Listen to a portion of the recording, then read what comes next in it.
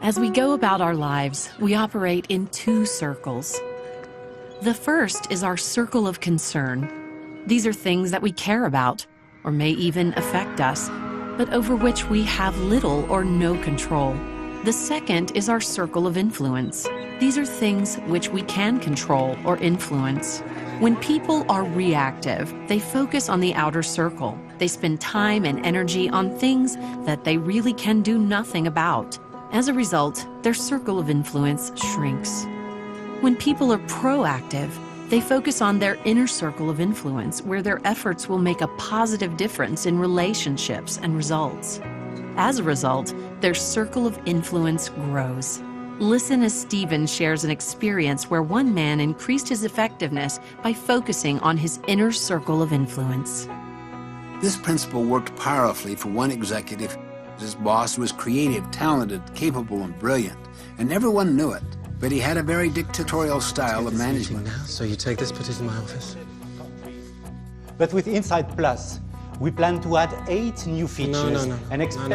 Adding, no. Reducing. Take a seat. The net effect was that he alienated almost the entire executive team surrounding him. It's vital that we push a simpler device. But one of the executives was proactive. He took the initiative, he anticipated, he empathized. Health maintenance. This man focused on his own circle of influence. He reversed my strategy right in front of my team. He did the same on Claire's meeting last Friday. That's it.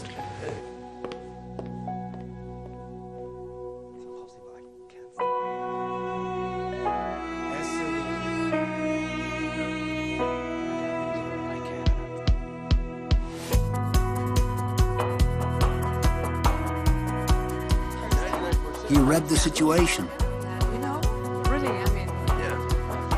He was not blind to the president's weaknesses.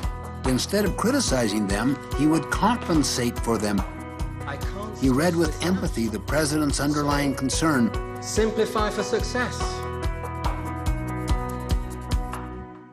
Where the president was weak in his style, he tried to buffer his own people and make such weaknesses irrelevant. And he'd worked with the president's strengths, his vision, talent, creativity. He anticipated the president's need. Guys, I really need those reports for the meeting at 3 o'clock.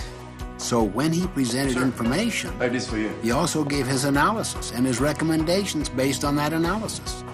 So my idea was...